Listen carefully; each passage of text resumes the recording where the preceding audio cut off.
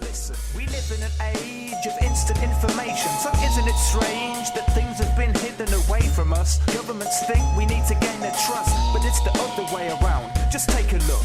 Nothing tells us more than raw data does, so it's important it's all available to us. Plus, put up for debate and looked at by the public's gaze, because there's a lot. Hello, and welcome to the Tech Dirt Podcast. I'm Mike Masnick.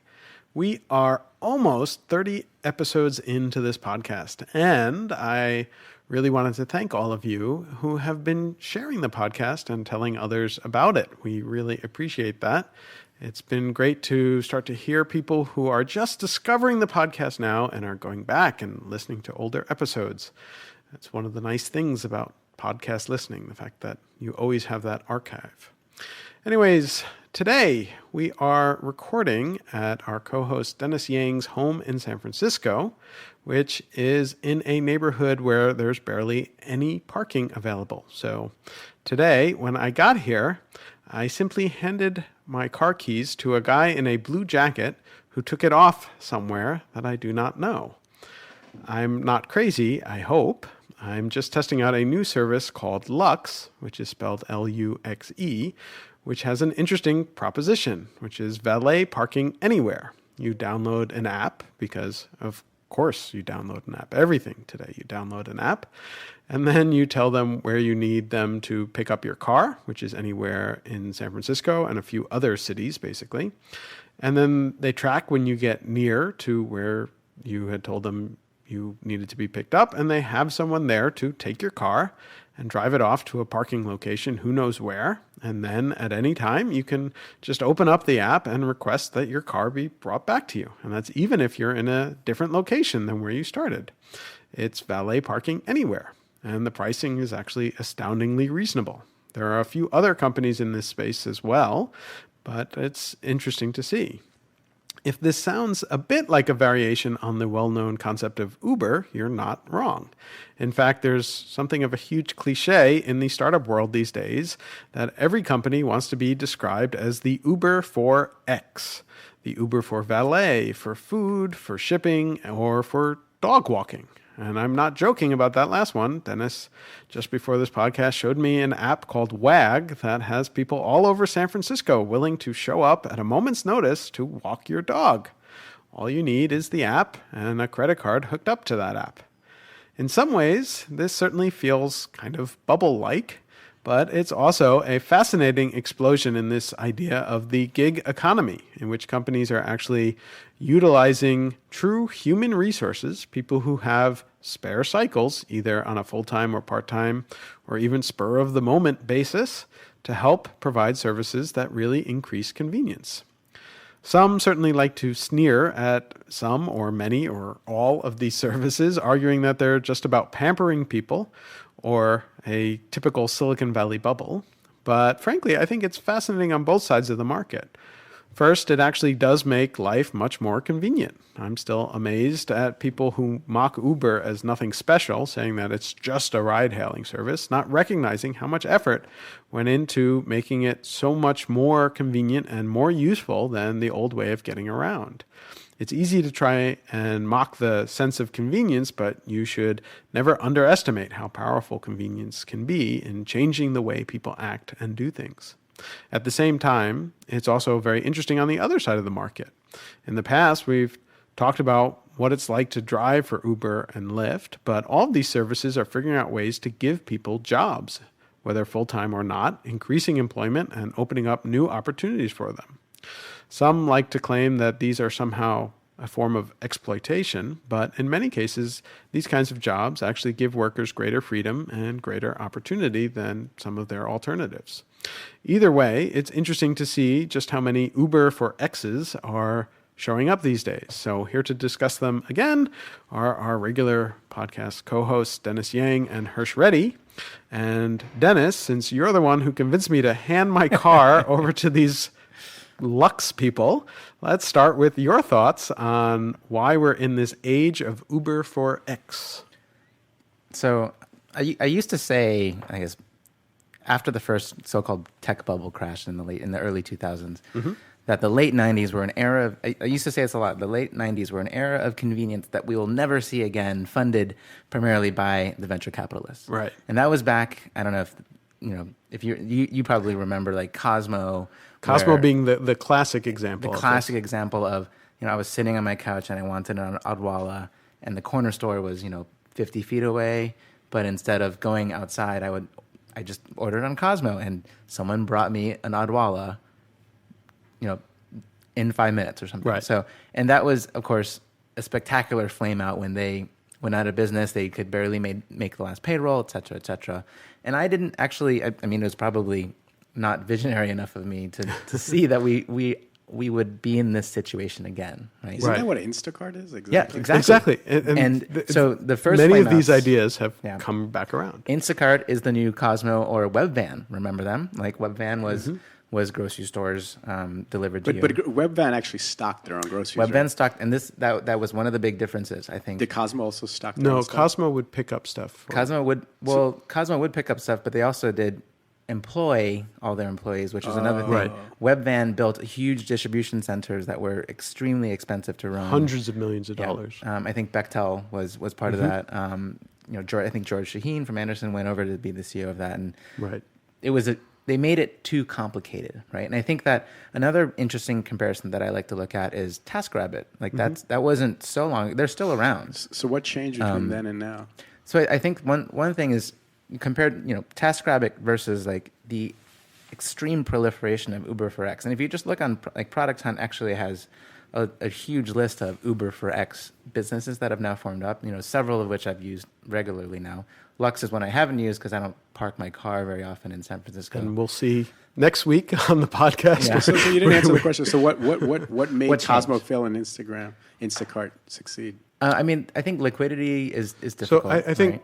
well, I think there's a few things, and I think one thing that's really different is the rise of mobile phones, and the fact that with a mobile phone you can actually create an on-demand workforce Right. because they can be anywhere, and you can get And you can harvest demand away from a PC too. exactly Okay, right, yeah, and that so you makes can sense. get both sides of the market. Are very different in a world where you have mobile phones. So mobile computing has been a huge part of creating 'Cause- this. 'cause I really- would say that's the thing. And now that I That's think the about big it, thing. that's the big thing. Plus, it also helps you do the transaction too. It helps on almost it's a every payment. aspect, the transaction, Right. the job, finding the market, and the demand side as well. And it actually does even more than that, because for like things like Uber and the Lux, it helps you locate the specific location You have too, the where the location service aspect needs to go. also, right. Because at the end of the day, all of these businesses are two-sided marketplaces, right? And without liquidity, the marketplace just dies. Like, if you have the case where a customer tries to get a ride and there's no ride, that just kills that customer. If a driver is on the system all day and has no customers, that kills his experience. And I think that it's such a difficult thing to form up a two-sided marketplace. And finally now with mobile phones, there's enough people on both sides of the market to sustain the growth of these two-sided marketplace businesses. Right? Yeah. It feels like, to me, like TaskRabbit is a new Craigslist, in the sense that everybody is taking a small part of what TaskRabbit promised they'd do and just building their own app. Like walking a dog, that seems like a perfect TaskRabbit kind of a task. Right, but- people are just making a specific app for that. Why would anyone go to TaskRabbit after that? But the problem is, I don't think people were going to, like, I loved TaskRabbit. I loved the idea of it. I've never used it, right? And because you don't think of it, right? Like, Exactly. Right. now that I know that there's WAG, I'll probably use it at some point. My dog needs a walk. I've used Ship, which is someone comes to my door, picks up whatever it is I want to ship somewhere, and boxes it up and takes it. Oh, right? really? Yeah, it's awesome. So I could use that. That's a real app. yeah, It's called it's Ship. It's With a Y. SHYP. YP. Yeah, Why and- don't people just name things in a way that Hirsch can spell it? Like, if you didn't tell me that, I would go looking for the Ship app, SHIP, and not find it. And just be like, Dennis was lying to me. Like that right there, they could have lost a customer if you didn't spell it right. I don't. Well, that's. I mean, It's the reason branding. it's It's branding, branding. and now that I have to say "ship" with a Y, now it's really going to stick in your head. Yeah, right? So it will. And I'll probably end up using them. Right. We're doing so much free advertising today, Mike. I hope you're getting some money yeah, from people. yes. Like you just. I know you're not getting anything for the. What's the name of the company? Lux. Lux. I'm not getting anything. And we're not getting anything for Ship. We actually spelled out the name of the company, Dennis. And Lux, I spelled that Unbelievable. out too before. But yeah, if any of those companies would like to advertise, please contact us. No, but seriously though, like so, you were talking about how these apps are going to create jobs, right, Mike? Like, I think there's going to be a backlash too to that. Sure. Because anytime you go in the market and two people make a free contractual arrangement between themselves, someone's going to complain about it. We're already seeing it with Uber and Lyft, and there are lawsuits, and I'm sure the same thing is going to flow into many of these other businesses. Yeah. But there is one thing that I'm wondering is that with all of these different services, like how many Lux runners are also Ship drivers that are also Lyft and Uber drivers that are also WAG dog walkers, right? And at what point maybe is there kind of an underlying 1099 employment layer that essentially like all of these people that want to work in this gig economy, maybe there's actually not, maybe Uber is the right platform to basically, like Uber is testing out delivery. I saw today that Sidecar is now delivering for Meadow, which is the Uber for medicinal marijuana. So, and they basically, it's like... Is that seriously a company? Yeah, Meadow, yeah. Welcome to California. Yeah. Actually, that whole industry is maybe a very fascinating topic for us to discuss at some point in the future. And I think that's, to me, it's like there's clearly not, different workforces for every single one of these apps. There's a lot of people that are doing more than one thing at a time. And it's actually fascinating to think that at any minute, if you were on 5 of these platforms, you could be picking up groceries from Instacart and then maybe doing a dog walking job and then picking up a car for valet and have kind of this fluid nature of work throughout your day. And that seems very efficient. Right? I actually think that our parents would be shocked if any of us said, hey, we're going to cobble together a career of 3 or 4 different things, right? Sure. Yeah. But I'm actually finding that I meet even highly educated people that instead of working for one company have like 3 or 4 different kinds of consulting gigs they do. Like they write for somebody, they practice a little law, and then they do some kind of semi-technical work for somebody else, and then maybe they're editing a book. Okay. Yep. I happen to be working at a company right now though. Yes. But you know what I mean? And I think in that case, at least when I was doing that, I would cobble that together myself. I didn't really use a platform, but there's probably a platform. Dennis will know the name where you can actually get like programming piecemeal work, right? Probably. I mean, I think so. There are a few. I've used Code Mentor, which is basically if you need one-on-one help with, for example, I was doing some Unity programming lately, and I just had a specific Unity question, and I hired a code mentor to sit with me, and we did a screen share for 20 minutes, and we went through my code. And, really? And he fixed the problem? And he fixed the problem, and it was amazing, right? So, and that's wow. that's an on-demand. How much does that cost? I think it was maybe $20 for every 15 minutes. By the way, he just pitched another company right there. Yeah. Again. But is there advertise?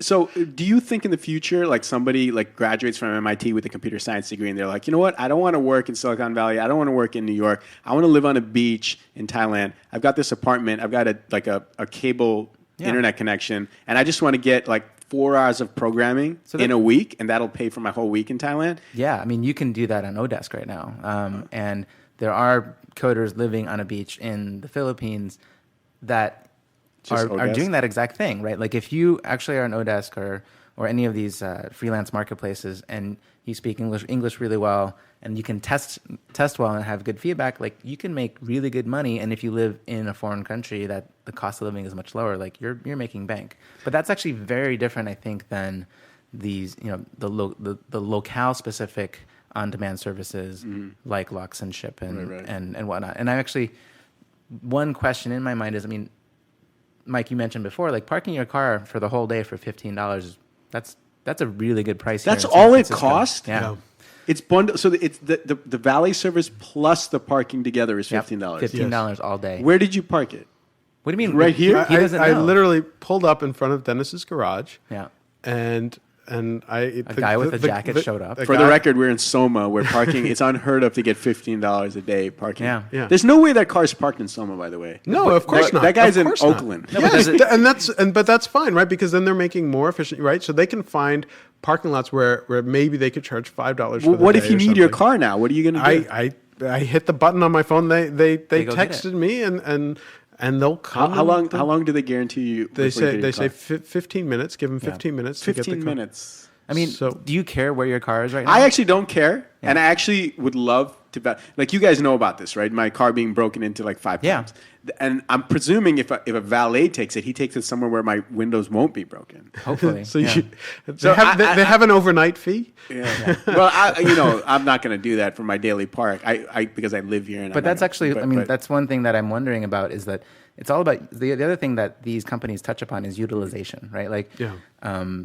parking lots are just space, right? So if there's a huge lot in Oakland that's not being used during the day, I think that's an excellent use to park Mike's car there, right? Right. Because, and who cares? He doesn't need his car within 20 feet of him. He doesn't need it sitting there.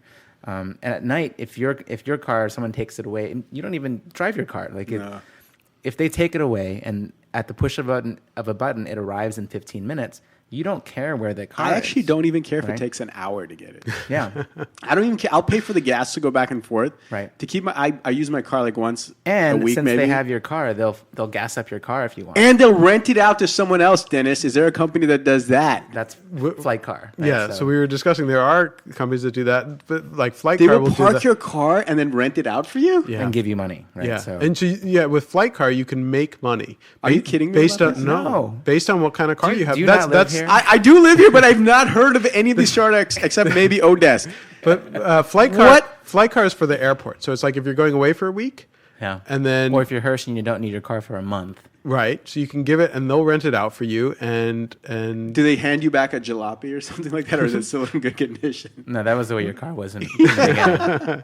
we know what your car looks like.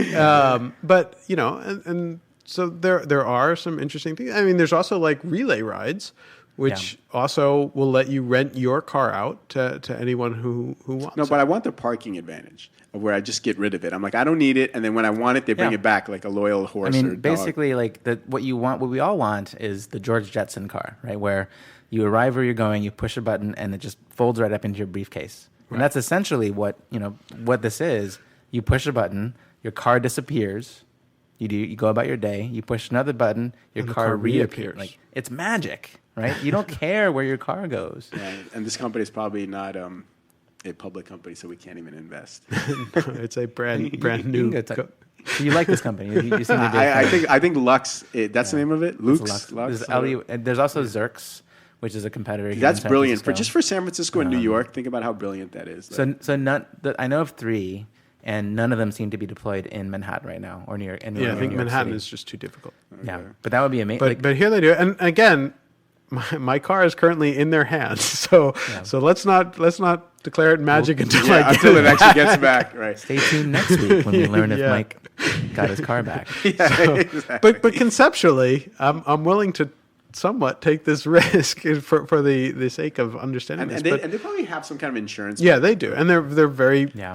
How on do they on their make website. How do they make Yeah, enough are they making money? any money? Like how could they can't possibly make money? At least half an hour of somebody's time, right? Insurance, and then the parking rent for wherever you got to park it. It's who knows, right? I mean, it's possible with a lot of these companies, and we should admit it's possible that a lot of these companies are like Cosmo, and that they're not sustainable long Right. term. And Cosmo maybe was not sustainable. Webvan was not sustainable. Right, and maybe we are living in this wonderful world of convenience thanks to venture capitalists overfunding, Yeah. and that's entirely possible. You know what? I'm gonna fall in love with this this app after it's proven that it's not just a jalopy with a nice sheen of paint on it. Like you know what I mean? or use it now while they figure it out. I mean, there are other Right. things. Or you like- mean use the venture capitalist money while it's Yeah. bigger? Yeah, you might as well. Because Good by the point. time it's ready for you, it's going to be more expensive. Like Yeah. Dennis got a lot of free Odwalas, No, I paid for the. No, I mean like free convenience essentially. But I think that's kind of what part of what living here is really fun and seeing all these new companies. and hoping that they stick around. You know what? I was right? just thinking So- about this, like, given what you were saying about like people being able to work, out of Thailand or something like that. What about if you sign up as an American citizen, you have the right to work here. You sign up for like 3 jobs, Yeah. right? And And then you just hire people somewhere else to actually do the work. There are stories There are of stories, that, yes. and I don't know. I always wonder how truthful they are. I Yeah. think a lot of them are exaggerated, but there's always like someone who will show up on Reddit and say like, "Oh yeah, I have this job that pays like $120,000 working at some company doing programming, and I actually contracted it out on Odesk, and I did nothing, Yeah. and I paid this guy like $20,000, and I'm all happy."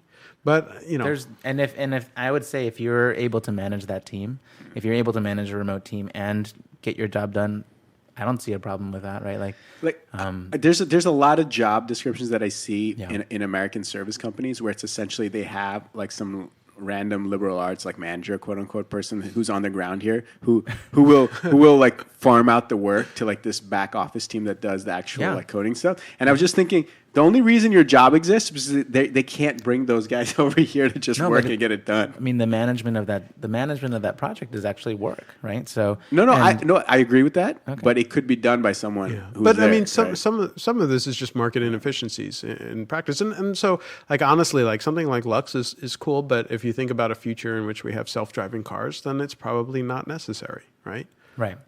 I mean, if we're all having self-driving cars and they could just show up, and then you could have that same vision of, the car that comes at the push of a button and then disappears when you don't need it, and And you don't. I mean, car ownership itself doesn't necessarily. Right. I mean, yeah. This is probably like I would love to talk about the future of transportation at some Yeah. point. that's a whole other podcast. But yeah, because I mean, the follow-on effects of those kinds of changes are really big. So there is also this other question, which is how many of these things that we're talking about, where we're basically all of these gig economy, on-demand economy things are utilizing human resources that are out there, and Yeah. and that gets into this other question about what happens when the computers take over, Right. and Well, the Jetsons Robo Butler walked their right. dog, right? So And so how many of these Rosie, jobs, yeah.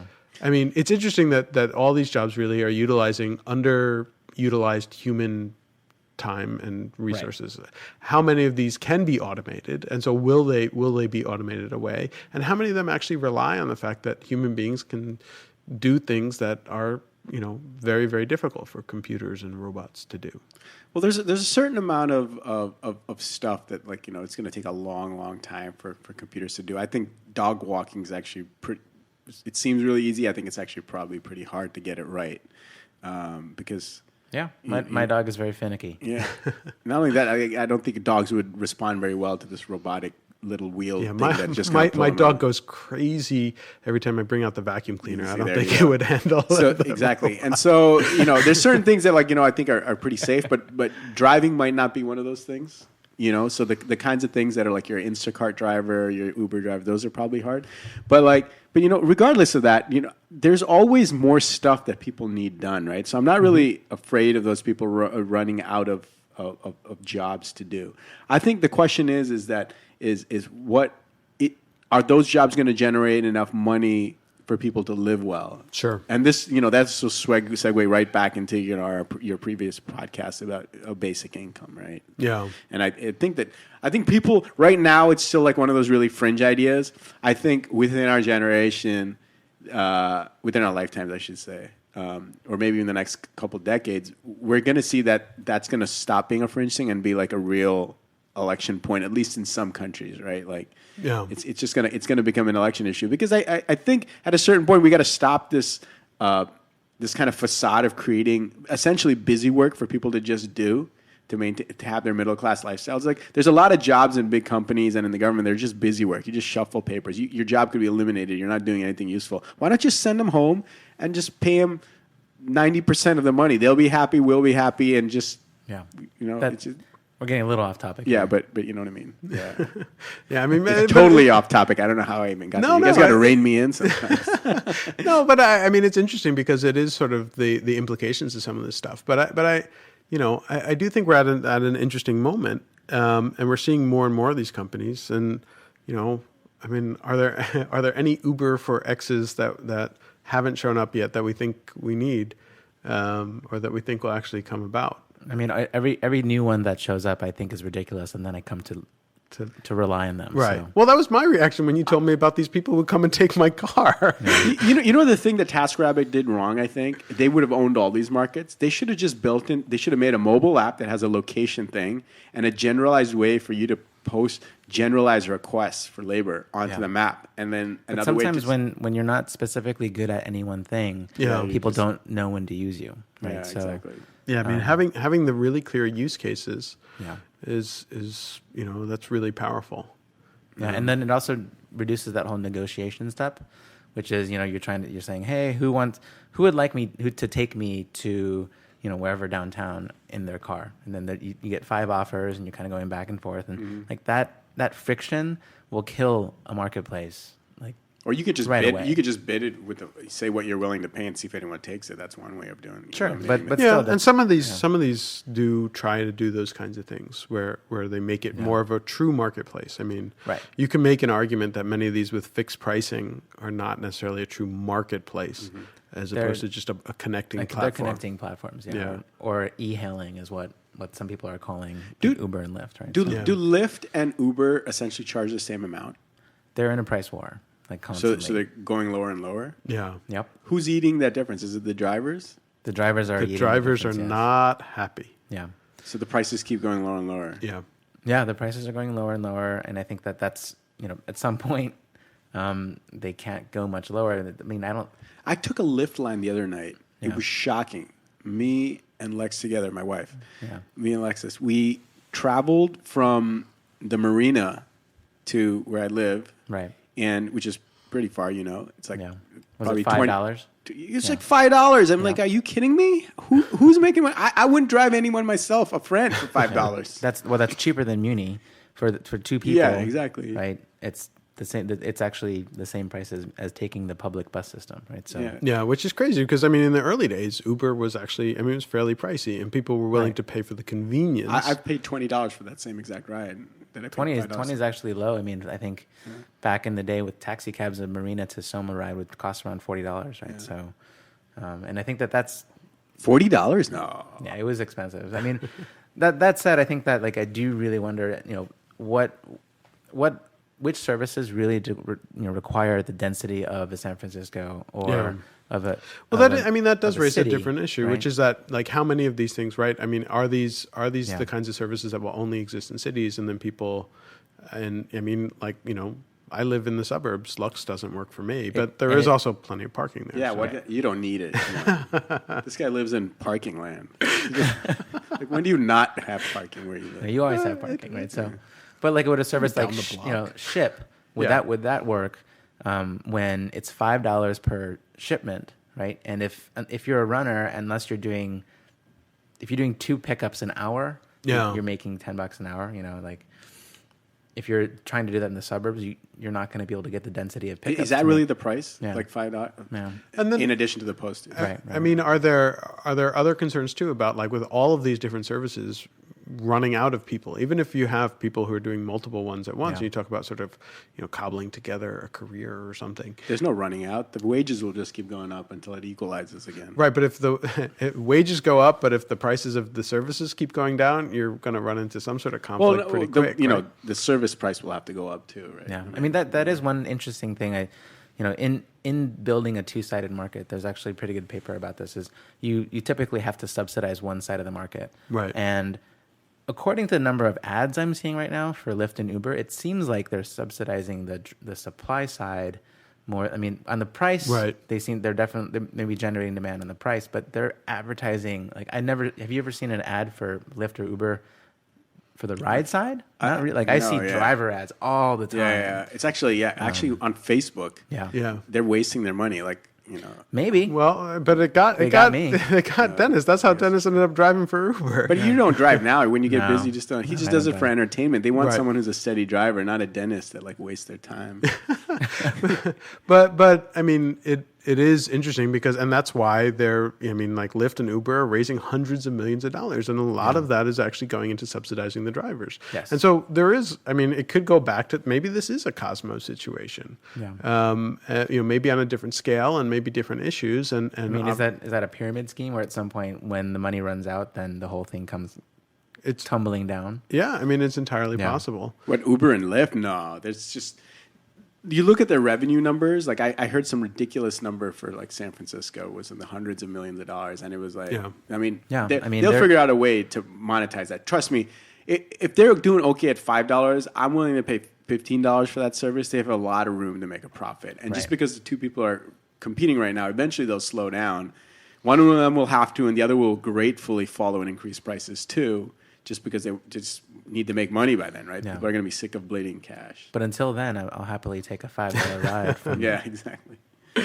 And I'll park my car for a day for $15 in this city.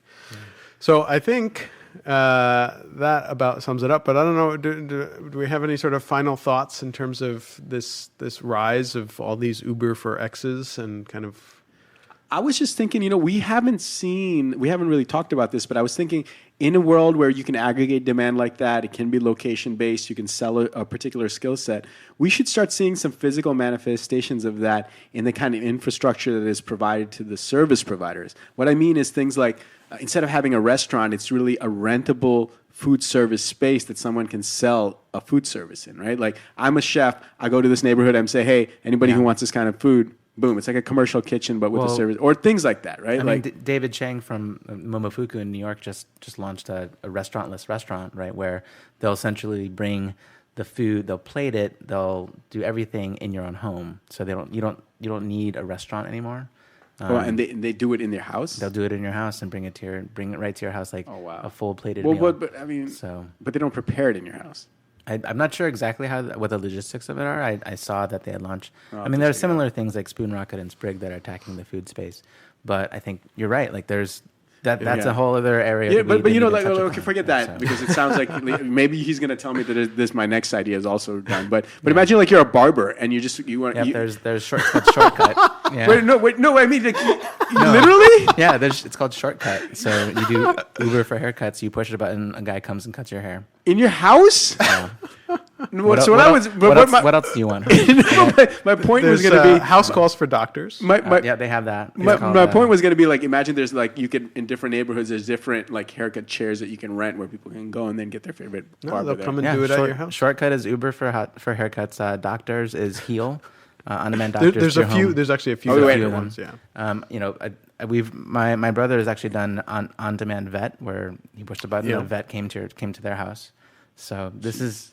The milkman has returned. Okay, how about this? Is there such a thing as an on-demand? What is another service I need? I'm trying to think. What do you need? I can't even think of anything. The fact that there's a barber, like what? Clothes shopping, they'll come and. That I've heard of. I mean, there's one for guys where they'll just send you a trunk to your house. Yeah, that's Trunk Club. But that's not on demand. That's not on demand. Yeah, that's monthly subscription, which is. But that's good enough. You don't really need clothes every day. That's what you think, but maybe you need. All of a sudden, you're invited to a party. You don't have anything to wear. You push a button. A stylist arrives with your size clothes. Why not? If they can measure you beforehand, have it on record. Yeah, that's ridiculous. There's not enough demand. There's not enough demand to sustain that in the city. That's ridiculous. How many people don't have an outfit and they just need to hit a button? Yeah. Man, that's crazy. Alcohol, t-shirts, bartender on demand. Yeah, it's called Mini Bar. That one's Uber for alcohol. Yeah. Really? Mm-hmm. Wait, did you not know that? Did you set him up for that? I did not. This guy has been like 9 for 9, man. We haven't been able to stump him. What kind of a world do we live in where everything that we can think of, there's a friggin' app for it? Like, and I'm trying to get Dennis angry at knows Silicon them all. Valley. There's not one that we can't think of. Like obviously grocery shopping and all those. There's got to be something. There's got to. What else? I got it. Instacart. On-demand babysitting is impossible. I think I'm no, because sure who would trust your kid with some stranger? There's already marketplaces for babysitters. There are marketplaces for babysitters. Yeah. Yeah, but it's not what I said, where you just load an app and you call a guy to your house. There is Shuttle, right? SHUDDLE, which is Uber for parents with kids, because a lot of parents are a little bit sketched out about putting their child into an Uber. But Shuttle is basically offering, their drivers are vetted, they know CPR, and they have car seats and stuff. They'll drive your kids around. So that's close to without what you're you saying. there. Yeah. Yeah. Yeah. If you need to get your kid somewhere. Yeah. I'm not sending my kid with some random guy. Well, I mean, a lot of people have actually been using Uber to send their Yeah. kids places. If they Yeah. can't take their kids somewhere, they'll without them being in the yeah. car. Yeah. Yeah. Oh, I guess you have the guy's ID and you know exactly what his car is, and yeah, he's probably the least likely guy to molest your kids. All right. Or did I go dear. too far? So, any other? Can we stump Dennis? Okay, I got one just by looking around the table. On-demand sound engineer. There's just not. It's too niche. There's no way. There's no way. You got it. Yeah. And I think on that note, if you know of other ones and would like to try and stump Dennis, please write in and let us know and give us some feedback. But thank you for joining us once again, and thank you, Hirsch and Dennis. I'm gonna go try and get my car back, and next week we can tell you if that actually happened or not. So thanks again for joining us. We'll see you next week. Bye, guys. The truth will set you free. The truth will set you free. The truth will set you free.